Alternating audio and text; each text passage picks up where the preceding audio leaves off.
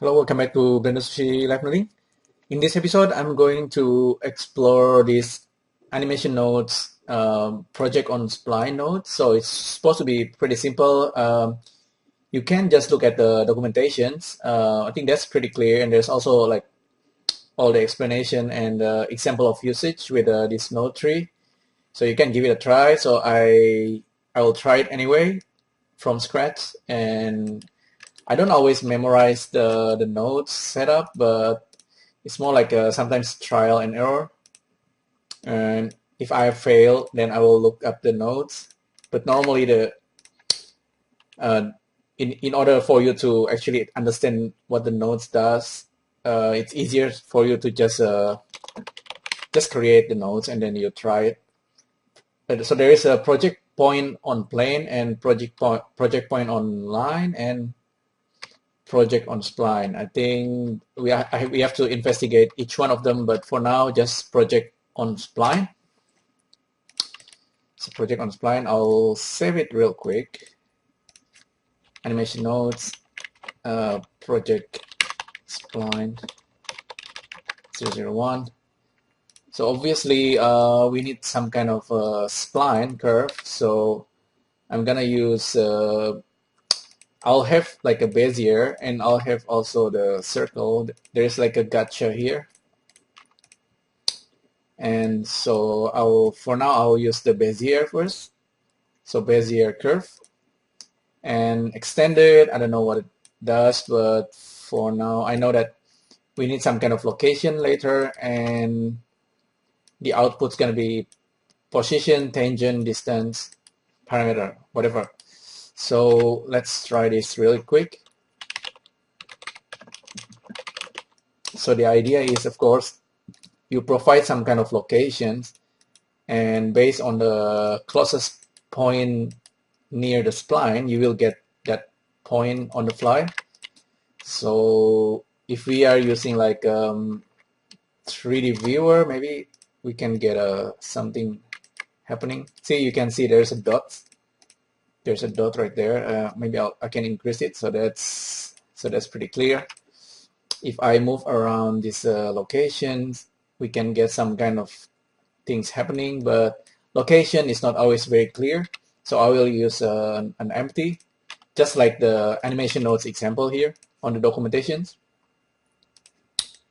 So I'll have an empty and empty object transform input. So we're gonna grab our locator. We have these three transformations of value to investigate, but we just need the location for now. If I'm not wrong, you can actually control H, and with control H you can hide all kind of slot and just get a very clean kind of nodes like this. If you refill all, there's also a special option quaternion. That's very interesting, right? So anyway, the empty is being this thing is being observed and referenced all the time by animation nodes. If you keep this thing running in the background, since my Windows PC is pretty okay, it has pretty good graphic card, so I can just leave it on. Sometimes you want to turn off always, and just have this tree. Yeah, you see, it doesn't work. We need to have always. So okay, that's pretty clear, pretty simple. You can change the curve, and then this guy will always kind of project. Looks like, okay, if you are too far, it's gonna pop like that. It tries to find the closest to the curve, I think. And the effects you get is something like kind of like a motion path, objects on the motion path like that, which can be handy if you have like any kind of object. Let's try like a monkey head and transform objects. That's not what we want. We want just something simple like objects transform output. So get our monkey head, and then the position will be based on these points right here. So now if we move around our empty, it's gonna follow the curve points as close as possible. So that's cool. And Yeah, that's pretty cool. And we can also use the tangent distance and parameter. I have not checked what it does, but the tangent, I know that you can just plug it in into the rotation and you'll have control over the rotations of the object along path. So that's pretty cool as well. The funny thing is if we use a circle, this thing will actually kind of fail. I don't know why. Maybe the node doesn't work with a enclosed loop yet. So circle doesn't work with this unless we resample the circle beforehand. So that's kind of unfortunate, but I think that might change in the future. I don't know, maybe that's really possible. I don't know what extended does. It seems to hide the parameter. Let me quickly read this. Extended.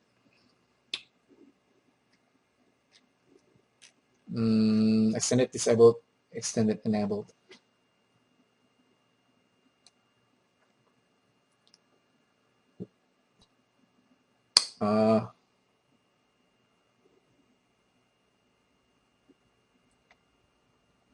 Okay, extended probably will extend the virtual curve. If we have like Bezier curve like this, and then with extended turn on, it will kind of extend and it doesn't stop at the end of the curve. So that's kind of neat there.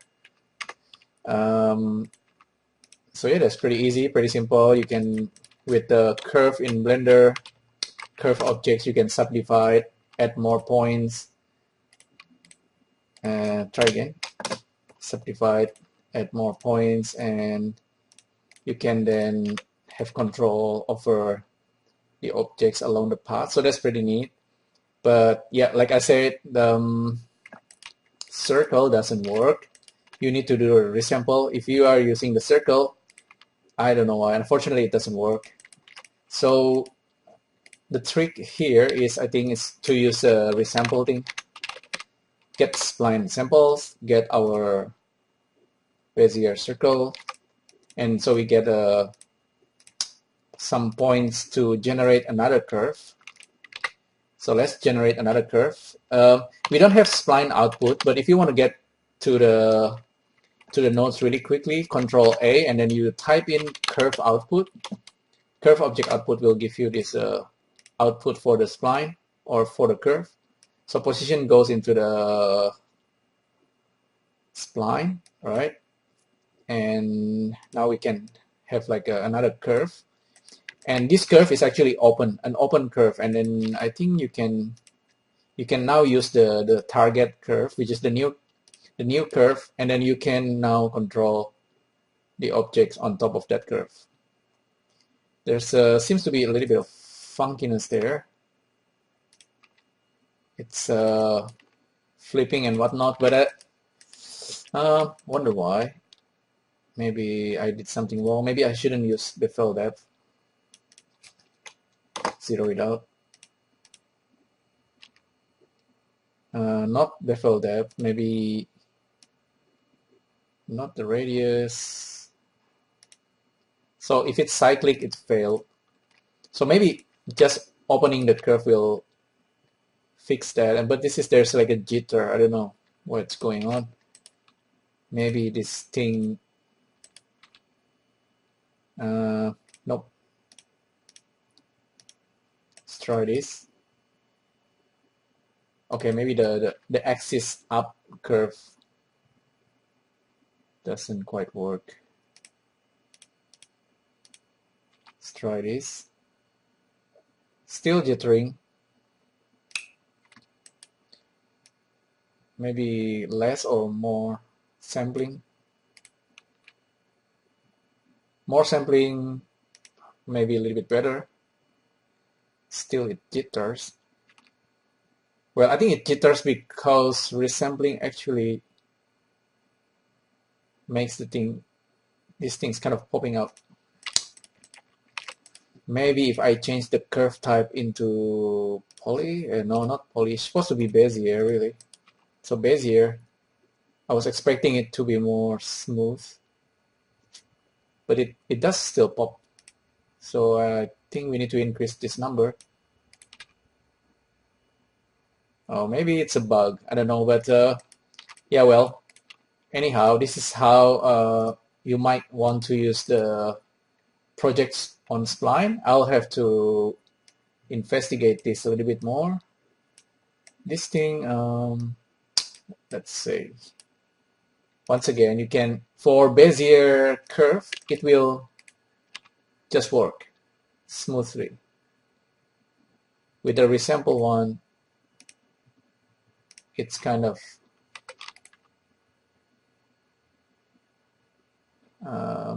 that's pretty smooth now. Okay, that's pretty smooth now. I don't know what happened just now. Maybe too close. Maybe. So that's smoother. Maybe if this locator is too close and then it start to jitter a little bit. So be careful with that. But if you are a little bit far on the top maybe or near the curve, then it seems to be fine. Okay, so we learned something there. Well, let's change the rotation of this guy. So that's kind of okay. And let's look at it from two different angles. So that's Suzanne head. This is our locator. Look at it from the top. And let's move our locator. Suzanne moves just like on the motion path. Okay, it flips a little bit because the curve is kind of going through this gap. So be careful with that as well. I guess still pretty interesting. Extended, if we turn off extended, it's gonna stop right there. No, it doesn't.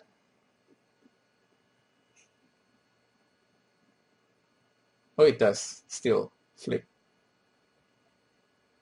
Interesting. If I stop it right there with extended on, then the head, I was expecting the head to continue, but it doesn't do that either.